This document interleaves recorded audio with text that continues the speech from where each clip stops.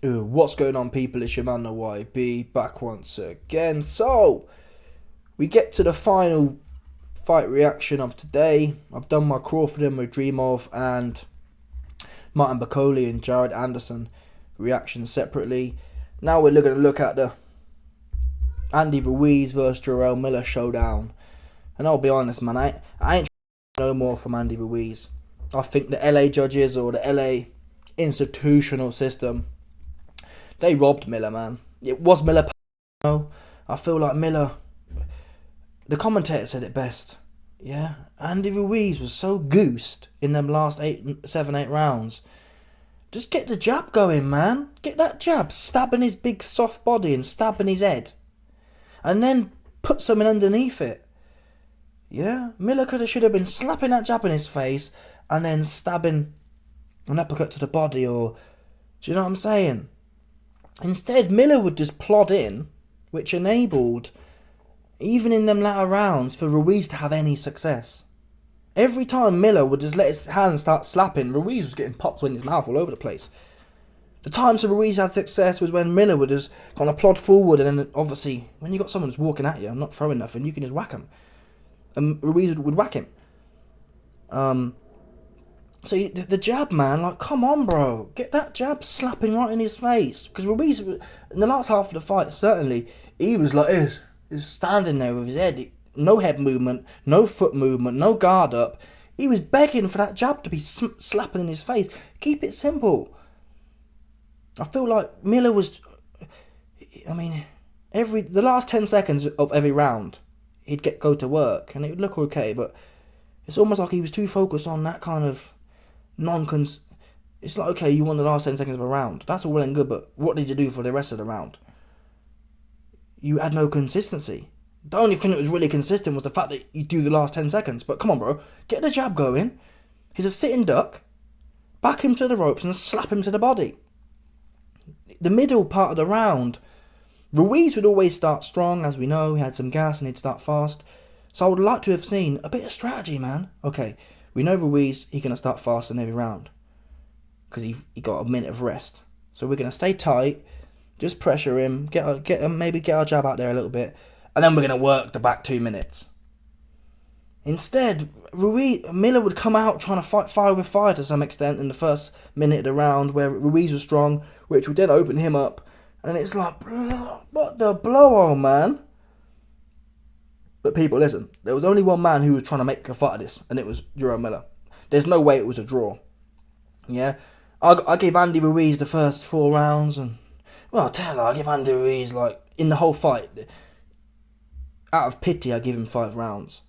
But the tone of the fight, even in them first few rounds, yeah, when Ruiz was getting some shots off, Miller was still coming forward. You never saw Miller, like, bent out of shape and stumbling backwards and like, oh, he's got me. So you have to, I score effective pressure. Yeah? I don't care what you're hitting clean. It's a bit like Joe Joyce. You know when people went back in the day, before Joe Joyce fell off, before Zhang popped his cherry, yeah? Joe Joyce would walk through shots. And walking through a shot is scored differently than getting clipped with a shot and you're falling backwards and it puts you off your game. Do you understand, people? If you can walk through a shot like a juggernaut and it bounces off, it don't score like the judges traditionally would score it. This ain't amateur boxing. A lot of judges score things like amateur boxing. Oh, Andy Ruiz hit him clean. He won that round. Well, not really. If you hit him clean and the guy's still plodding forward all over him, backing him to the ropes, and hit him clean for what? You didn't win no... When you think about boxing like war, yeah? Or like a football field, how much possession do you own? What areas are you owning? Jarrell Miller owned that ring, people. And bear in mind, Andy Ruiz, he's supposed to be Mexican style. Right? Andy Ruiz is supposed to be Mexican style. Like Andy Ruiz was slagging off AJ for running. Oops. Who here saw Andy Ruiz with any Mexican style? He spent the whole fight on the ropes, backing up. So again, you have to build. You can't just watch a fight and watch for watching a fight. You have to build the context. Andy Ruiz is the one who likes to come forward. Andy Ruiz was chasing AJ around the ring, both fights. He was chasing Joseph Parker around the ring, And he gets in there with Jarrell Miller and he backpedaling. And he's SHIT out of luck. Gassed. Did nothing. Andy Ruiz didn't do nothing for the last 7 or 8 rounds. You can't win a fight, people. Jarrell Miller was the only one who made a fight of this. And yeah, in the round 12, I think Ruiz came out and had half a go. But back in when I was in athletics, yeah, you'd call them. You actually downrate people who do that. You call them Sammy Savers.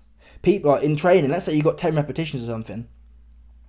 People who do the first few hard and then take 5 off, and then they blast the last one. No one respects that. Yeah, that's called a Sammy Saver. No one wants to be around Sammy Savers. People who take off the middle round so they can look good at the end. That's what Andy Ruiz did. Did nothing for the middle 6-7 rounds, and then pops up like he doing something. That man, get him out of it. He lost. He just did. Jarrell Miller wasn't perfect, as I've explained. There was some technical elements like the jab, and I feel like he smothers. He kind of just slaps his shots, man. He could have done with just touching and digging a bit. He's all a bit slapping with his forearms, all a bit slappy. Not in a good way either. I mean, if you're going to people, if Jarrell Miller was going to be slapping anything out, it should have been that jab, man. Because Andy Ruiz's head was right there. You just slap him right in his mouth, keep slapping in his mouth with that jab, and then touch him to the body. With some shots, should have been the game plan. Instead, Miller would kind of do nothing and then try and do everything. Rather than keep it simple, pop, pop, bang, it'd be like standing there plodding forward with no jab, and then all of a sudden going for a 5-punch combination with no jab in it, setting it up, just slapping it away. It's like, well, come on, bro. Like, do you know what I'm saying? Come on, man. But the theme was there for Miller. He was straightforward the whole night. He just made it harder. To be honest, he made it harder for himself. It reminded me, there was parallels to some extent of Fury versus Wilder 3. And Fury was just trying to plough in and fight with Wilder. And Sugar Hill said, get behind your jab. And the minute Fury got behind his jab, it opened it all up. And for someone who was as gassed as Andy Ruiz is, like Wilder was in the third fight, that's all you need to do, man. Get that jab in there. Break him down with a jab. Stab it to the body if you must. Stab it, slap it in his head. Because Andy Ruiz, he had nothing left on his shots. He had no speed. He had no power. He was fish food. I feel like Jarrell Miller didn't really exploit that or take advantage of it like he could have or should have done. But nonetheless, he won the fight. Let's go a spare. We can sit here and chop it however you want. Andy Ruiz didn't win, and he didn't get a draw either. Here's the results here. And I'm going to be honest, I don't understand how these results end up making it a draw. Yeah, I mean, a draw for me is when you have 2 judges. Oh, wait a minute, what is a draw in my opinion? Well, let's take this example here, yeah? You've got 3 judges. 2 judges say it's a draw. And then 1 judge... Wait a minute. No way. Did 1 judge have it for Ruiz? No way. You got to be smoking in the dark. What? No, that can't be right. That can't be right, people. That can't be right. I can't believe that. 1 judge had it for Ruiz by 2 rounds. That can't be right. I thought I heard it was Miller had it by 2 rounds. Let's have a look. Ruiz versus Miller scorecards. I thought 1 judge had it for Miller. Yeah, it was. What are they doing that for then? It was for Miller, I was right. The judges' scorecards were a draw, and 116, 112 for Miller. So, in my opinion, if that's the result, the result isn't a draw, is it? Yeah? A draw would have to be 3 judges have it 114, 114, or a draw would be 1 judge has it for Ruiz, 1 judge has it for Miller, and 1 judge has it a draw. That's a draw, right? But in terms of the scoring system, draw, and then Miller by 1 point. If each of the judges stand for 1 point, we have a 0 here, a 0 here, so no one got any points from the first 2 judges, and the first judge had it for Miller, so Miller wins by 1-0. Do you understand, people? Now, if one judge had it for Andy Ruiz, and one judge had it for Miller, and one judge had it a draw, then obviously it's 1-1 and it's a draw. Or if all three judges have it a draw, it's a draw. But this ain't a draw. Miller won. Or you do it by totaling up the points. Miller won. Yeah? Ruiz didn't win. So I don't know what this moody thing is about MD, a mixed draw, whatever they call it. A majority draw. How did it work out a majority draw? Yeah, because it's not a majority draw. Actually, it's a majority Miller won. Right? That's what it is. Yeah? Why do draws? Why are drawing scorecards carrying more weight than winning scorecards? Oh, it's a majority draw, people. No, it's not. It's actually a majority Miller win. Because Miller's the only one who had a judge scoring it for him. Ruiz had no judges scoring it for him. So how can he have the same result as Miller? Right? How'd that work out? How can one fighter have no judges score it for him, and another fighter have a judge score it for him, and they both end up with a moody draw? Nah, that's whack. Miller won. Not just on the scorecards. Not just with the judges. I'm telling you, he won. Miller won this fight. Yeah, Ruiz get him out. Ruiz need to fight Jarrell Anderson now. That's what you need to do. I ain't trying to see no more from. I heard Paulie Malignaggi making excuses. Oh, Andy Ruiz hurt his hand. No, he was gassed, people. Yeah, we've seen fighters hurt their hand, and their other hand's going. Yeah, Paulie Malignaggi was saying, oh yeah, I used to hurt my hand, and it makes it really hard. People, I've seen George Groves had his shoulders dislocated. I think someone else, a few other men have had their shoulder dislocated. Andy Ruiz, he could have had that left hand going. Yeah, and it wasn't a case of his hand was broken. I mean, he was throwing that right hand. That's what he was doing. I'm trying to find an example of it, but he was throwing it. So I hate to break it to you, man, but it wasn't like that right hand wasn't throwing. He was throwing it. I want to catch him slipping on an exact punch, so we can say busted. There we go. Bosh. So Paulie Malignaggi, yeah, sitting there fronting about oh yeah. Andy Ruiz broke his right hand, that's why he couldn't throw it. Well, I hate to break it to you, Paulie. Round 12 of 12, Andy Ruiz is letting that right hand go. So make your mind up, Paulie. You can't have it, oh, Andy Ruiz lost because he broke his hand, he couldn't throw it, no, he's had one hand. But then he's throwing it. If your hand's broken and you can't throw it, or it's not, and it's, people, Andy Ruiz was gassed. He didn't really want to fight. Jarrell Miller's corner was saying this guy's ready to quit, and I do believe so. Miller wasn't. He was smothering his work, and he wasn't being tactical about it. He was just being all gas, no brakes. He needs to take a little bit of time to think about what he was doing, rather than just try and do everything at once or nothing at all. He was either plodding forward like this, or everything was everywhere. Keep it simple, stupid, is what he needed to be told. Jarrell Miller should have been told in the last 6 rounds, Jarrell, for the next round, all I want to see you doing is jabbing. Yeah, I want to see you jab this guy. Forget about your backhand, forget about your hooks. Slap this guy in the mouth with the jab.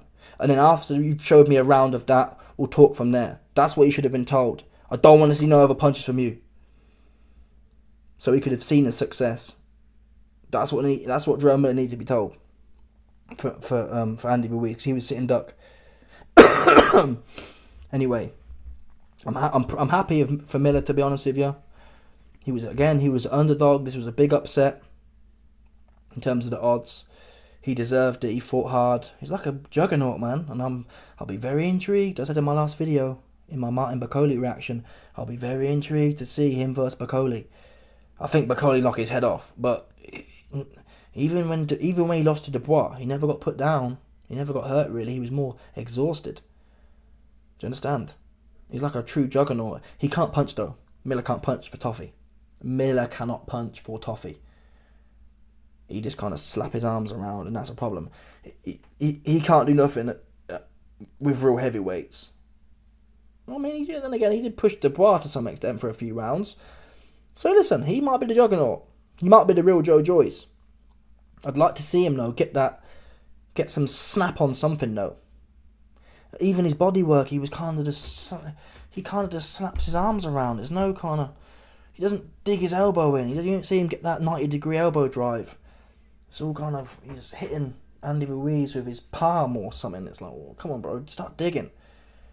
But it was his first camp with Bozy Ennis and Jarrell Ennis' trainer, so there's definitely improvements there, especially being clean as well, not on the gear. Another camp like that, him versus Bakoli, bosh, people. That's a barn burner, and I think Bakoli will bring the X factor. This Ruiz fight was boring. Why? Neither of these men can punch for toffee. Yeah, they can't. Andy Ruiz can't punch for toffee. Miller can't punch for toffee. And it was scrappy and a bit huggy, and it was missing that, ooh, he nasty. Bakoli will bring that, ooh, that's nasty, to Jarrell Miller. Do you know what I'm saying? That's what was missing. Neither of these fighters have the X Factor punch. It ended up being two big bulbous dudes just in there kind of gassed because they're 300 pounds and out of shape. Just kind of, it was all in slow motion after the first 4 rounds. None of the punches look like... Honestly, them punches look like you could put your missus in there and she'd just be riding with them, right? Let's call it a spade. People, in the last 4 rounds, how many of you, man, think your missus couldn't take them shots? That's how I felt. You know what I mean? If you get your missus in there and instead to rock and roll with them, it felt to me like a woman could rock and roll with the shots that Ruiz and Andy and Jarrell were throwing. It was kind of... It's like that, you know what I mean? Anyway, salute to Miller. He deserved it. He earned it. Get Andy Ruiz out of here, though. I ain't trying to see no more from Andy Ruiz. Anyway, before I go, I want to make a quick mention to Pitbull and Valenzuela. I didn't actually watch the fight because I thought it was a... People. I thought I have to apologise to you, man, right now. Because I told you it was a guaranteed cert that Rayo would get his ass smoked, and he ended up, from what I heard, boxing Pitbull's head off. That was always the risk for Pitbull, to be fair. We saw it against the Spanish dude. The Spanish dude was boxing his head off as well. I thought the Spanish dude beat him. So it was always a risk. Pitbull's one-dimensional. I mean, I watched the highlights. I haven't watched the full fight yet. I watched the highlights. I thought Pitbull was winning. That's the problem, you see. Highlights, they obviously only show the highlights. And Pitbull is a highlight-type fighter. But most of the time with Pitbull, the highlights is all he did. So you might see a 3-minute highlight reel, and it's a 40-minute fight. So Pitbull might get one highlight in every round. But if the other guy's just popping them in his mouth, but look at his face though. Pitbull never has no marks. I don't know. I need to actually watch the full fight. I haven't heard no complaints though. Some people, I think the judges had it one judge give it to Pitbull, and people were saying that Pitbull was getting dog walked, and it should have been a unanimous decision for Valenzuela. So I take their word for it. I need to watch it though. But yeah. Anyway, salute to Valenzuela. Salute to Turkey as well, because this card, man, so many upsets. Martin Bakoli versus Anderson, upset. Andy Ruiz versus Miller, upset.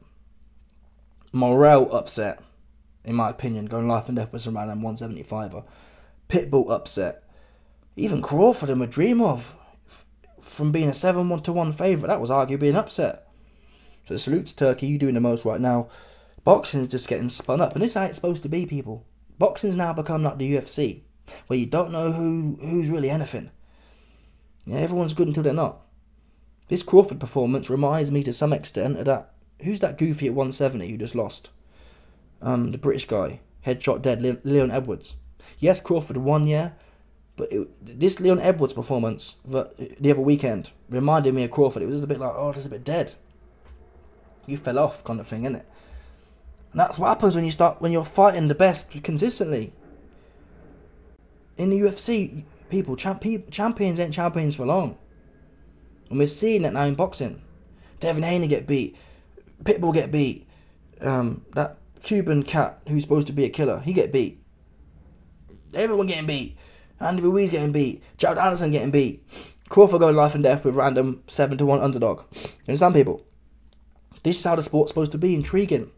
I don't want to be watching every fight and knowing this guy wins. And for many years, that's how it was. Look at all the AJ fights. Not his fault, but I'm just saying.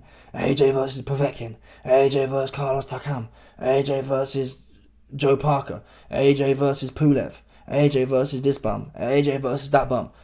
We all knew until you got in there with Usyk, and even then we thought it was a bum fight. But you know what I'm saying? They're all bums. So, okay, no, I want to watch that rubbish. This is how the sport should be, man. Get in there and who know who's gonna come out on top. Anyway, let me know your thoughts. Smash the like button, subscribe, like off the bell, 100% on that. People stop it.